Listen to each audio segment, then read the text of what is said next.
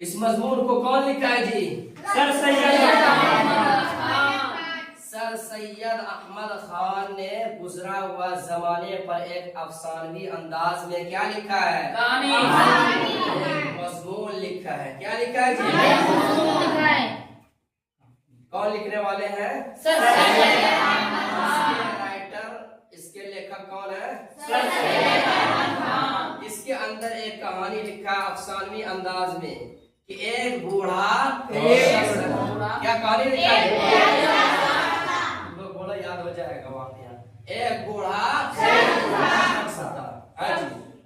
एक बूढ़ा आदमी था और वो अपने आखिरी दौर में, अपनी उम्र की आखिरी जमाने में, समझ गया, उसके साथ जो कुछ पेश आया उसी वाकये को सर सैयद अहमद खान ने लिखा है।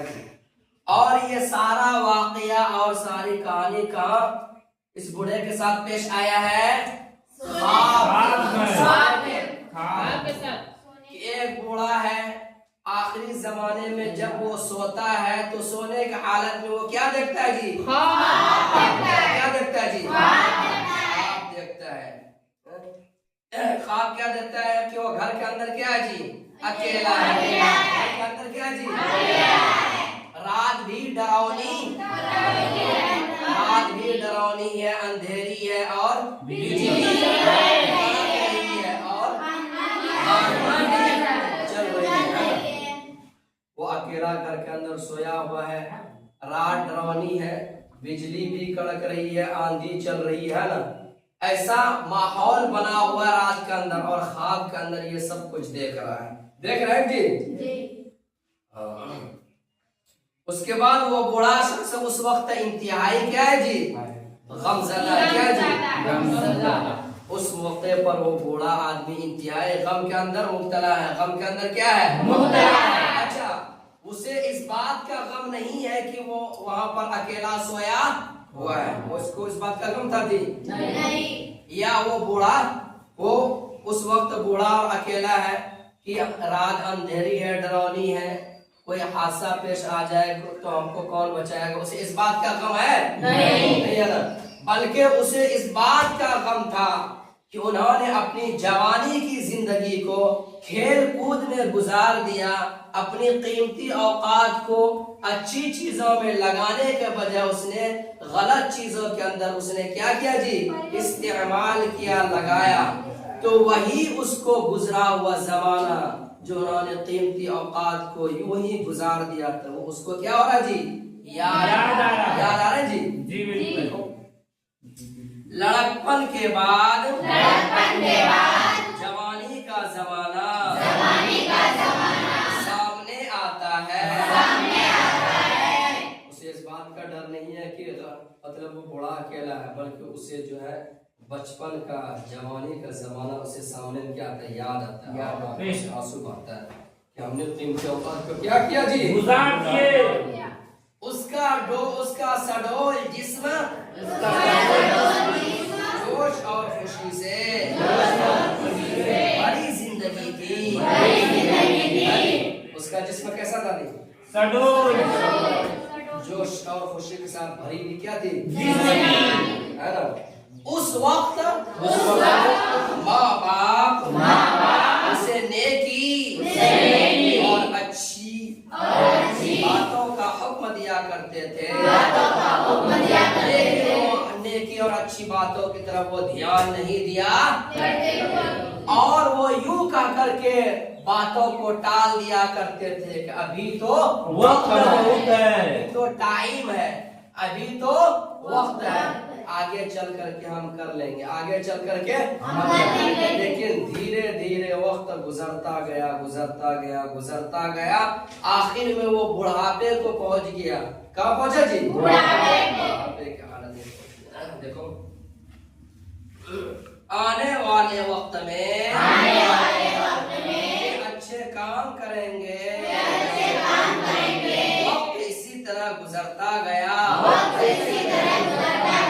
और वो ऐसे काम ना कर सका जो इंसानों की भलाई और अच्छाई के लिए होते। कोई अच्छा काम करता जब तो दूसरों के लिए अच्छा बनता जी है? अपना आप ही खुद वो गलत रहा तो दूसरों के लिए वो क्या अच्छाई करेगा है? पहले इंसान अपना खुद अच्छा बनेगा जब तो दूसरों को अच्छा बनाएगा है? तो वो सारा अच्छाई के काम को उन्होंने अपनी जिंदगी के अंदर दाखिल किया ही नहीं, गलत सलत कामों के अंदर फंस करके जिंदगी गुजार दिया, तो वो गलत रहे तो दूसरों के लिए क्या अच्छा बन सकता, वही कर रहा है। देखो, और वैसे काम न कर सका जो इंसानों की भलाई और अच्छाई करते, उसने जो कुछ किया अपने लिए किया, उस बूढ़े को ये जानकर ये अफसोस हो रहा था कि सारा वक्त ये कहकर हमने जाय कर दिया। अरे अभी तो वक्त है, अभी तो टाइम बाकी है, बाद में चल करके उस काम को देखो आगे क्या है। ये बूढ़ा घबरा कर अपनी जगह से उठता है और खिड़की खोल कर बाहर देखता है, उसे नजर आता है कि आसमान साफ है। बूढ़ा आदमी क्या देख रहा है जी? आसमान साफ हो तो बाद में देख रहा, पहले क्या कर रहा है?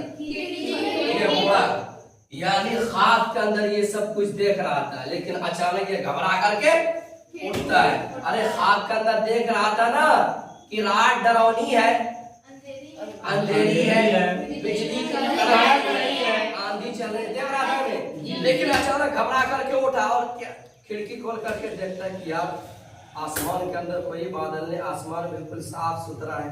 समझ गया? वही देख रहा है साफ सुथरा।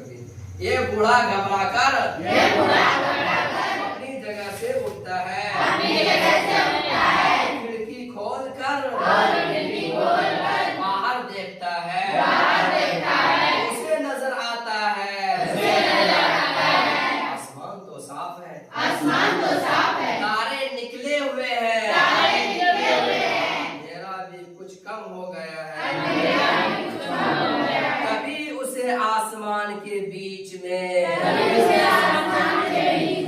एक रोशनी दिखाई दी। है जी? अचानक उसे जो आसमान के बीच में क्या दिखाई दिया जी?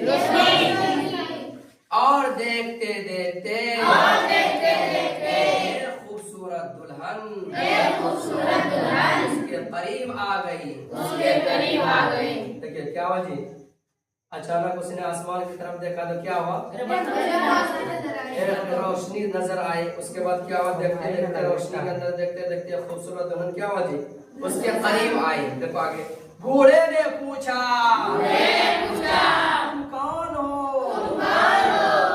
बोली मैं हमेशा रहने वाली नेकी हूँ। देखो जी, देखो बहुत देखो कितनी अच्छी बातें कर रहा है। अरे बूढ़े ने आसमान की तरफ देखा तो क्या नजर आया? रोशनी नजर आई कि नहीं? और उसी में से एक खूबसूरत सामने करीब आए। वह अचानक चौंक गया और पूछा तुम कौन हो? तो उस रोशनी और उस औरत ने क्या जवाब दिया? मैं तो नेकी हूँ, मैं तो अच्छा काम हूँ जो हमेशा रहने वाली हूँ, कभी खत्म होने वाली नहीं। अरे नेकी यही तो है ना जी? नेकी अच्छी चीज है ना? मरने के बाद इंसानों के साथ जाएगा कि नहीं? नेकी तो इंसान के साथ जाएगा, दुनिया के साथ कोई चीज साथ जाएगा नहीं जाएगा। देखो वो बोली के साथ बोलो, याद होगा, मैं हमेशा जिंदा रहने वाली नेकी हूँ। बूढ़े ने सवाल किया। फिर दोबारा क्या पूछा कि मैं किस तरह हासिल किया जा सकता है? बूढ़े ने पहले पूछा तो क्या कहा कि मैं जो है नेकी हमेशा रहने वाली हूँ।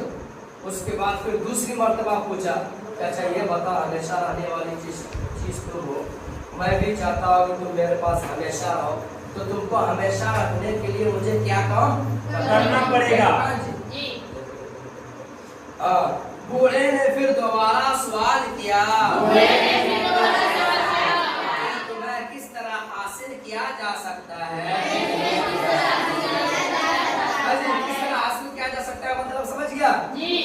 यानी तुमको किस तरह से हम अपनी जिंदगी के अंदर दाखिल कर सकते हैं। देखी हो ना, मैं भी चाहता हूँ तुम हमारी जिंदगी के अंदर आ जाओ, हमेशा हमारी जिंदगी के अंदर बाकी हो। ठीक है जी? वो एक बदली की मिसाल देकर बताती है, जो इंसान की भलाई और बेहतरी के काम करे, नेकियां कभी जाय नहीं होती। एक मिसाल देकर के समझाती है कि जो इंसान की भलाई करता है और अच्छाई के काम करता है, ये नेकियां कभी, इसको हासिल करने का यही तरीका है कि अगर तुम किसी के साथ अच्छाई करोगे, है जी, किसी के साथ तुम भलाई करोगे, किसी के साथ तुम अच्छाई के साथ पेश आओगे, तो ये नेकियां कभी जाए और खत्म नहीं होगी, बल्कि ये नेकियां हमेशा साथ रहेगी। तमाम इबादतें जिंदगी तक है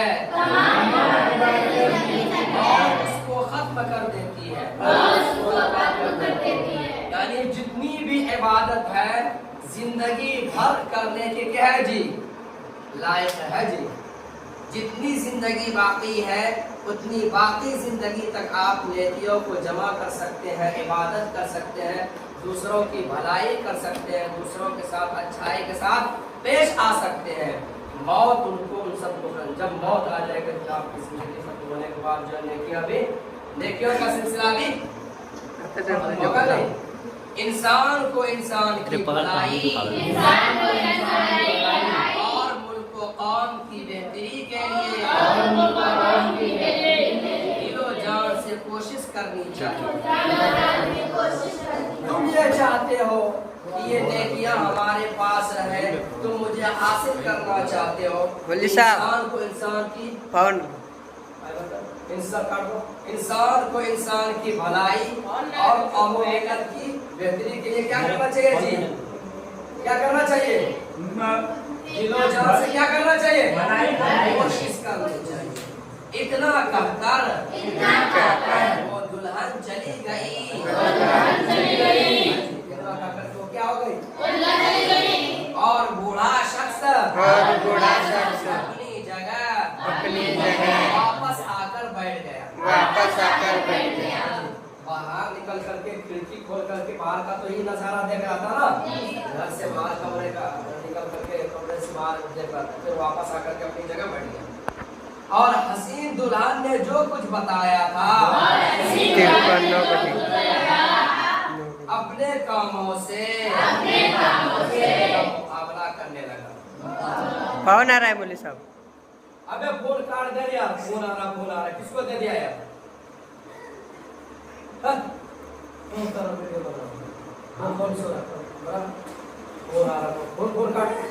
काट दी। उससे अपना क्या कहा जी? इतना कहकर वह दुल्हन चली गई और वो बूढ़ा शख्स अपनी जगह वापस आकर बैठ गया। और हसीन दुल्हन ने जो कुछ बताया था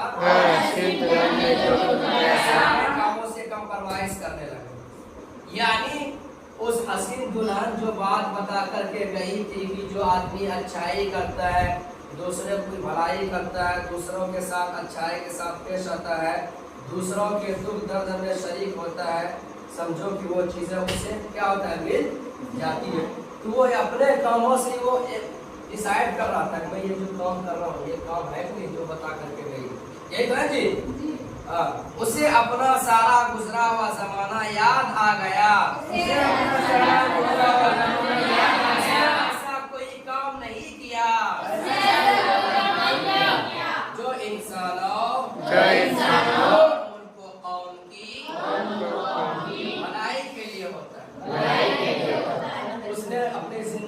देखा कि जैसे हम अपनी जिंदगी के अंदर कोई अच्छाई काम किया है, दूसरों के लिए हम कोई भलाई काम किया है, जो वो औरत बता करके गई है, वो तो पता चला देखा अपनी जिंदगी को झाँक करके कोई नेकी का काम किया था जी। उसने तो अपना सारा वक्त कैसे गुजारा था? खेल कूद में गुजार दिया था, है ना? ये सोच कर उसने एक शब्द आ भरी, हाँ जी। थोड़ी देर के बाद उसे होश आया, को देखा के उसकी माँ रोने और बेकरारी का सबब पूछती है। हाँ जी। थोड़ी देर के बाद क्या हुआ जी? उससे होश है, उसकी माँ से पूछती है कि क्यों रो रहा है, क्या बेकरार क्यों है, बेचैन? यही है तो जी। हाँ। वो बूढ़ा जो दरअसल एक लड़का था, अरे वो बूढ़ा सच में बूढ़ा था कि लड़का था जी? लेकिन चूंकि ख्वाब के अंदर वो ये देख रहा था कि मैं बूढ़ा हो चुका हूँ, है जी, यही तो देख रहा था ना, बूढ़ा हो चुका हूँ और हमने और उसे जवानी का वक्त याद आया, जवानी के अंदर क्या किया, यही तो हो रहा था जी। वो बूढ़ा जो दरअसल एक लड़का था, वो सब बातें बताई, माँ ने कहा ऐसा उस दुल्हन ने कहा है, ऐसा ही करना, ऐसा ना होके बुरे होकर बुरे की तरह पछताना पड़े, जैसा ख्वाब में देखा। क्या कहा जी? और उस लड़के ने माँ को सारा कहानी सारा माजरा सुनाया कि माँ जब मैं सोया था तो ख्वाब में ऐसी ऐसी बातें हमने देखी है। तो माँ ने क्या नसीहत की है कि बेटा जो बातें तुमको दुल्हन ने बताई है, ख्वाब में जो बातें दुल्हन ने बताई थी उसी बातों पर अमल करना। क्या बात बताई थी जी? नेकियां करना और दूसरे के साथ भलाई के काम करना, कौम के लिए, मिल्लत के लिए, समाज के लिए ऐसा काम करना कि समाज तुम्हारे कामों से खुश हो जाए, समाज तुम्हारे कामों से फायदा उठाए, है जी। और अगर तुम वो काम को नहीं करोगे तो तुम्हारा भी वही हाल होगा जैसा तुमने ख्वाब के अंदर देखा कि बूढ़ा आदमी ने जब अपनी कीमती जवानी को यूं ही गुजार दिया, कौमों मिल्लत के लिए भी कोई अच्छा काम नहीं किया, अपने लिए भी कोई अच्छाई का काम नहीं किया, तो लास्ट में वो कितना पछता रहा था जी। बहुत हाल वही होगा। इसलिए मेरे लड़के तुम उस दुल्हन की बात मान करके दूसरों की क्या करना जी? भलाई करना। अब मैं वैसा ही करूँगा। लड़का पलंग से कूद पड़ा, और खुशी से पुकार कर, लड़का जब पलंग से उछल करके कूद करके क्या है, खुशी पुकार, यही मेरी जिंदगी का पहला दिन है। क्या कहा जी? यही मेरी जिंदगी का पहला दिन है।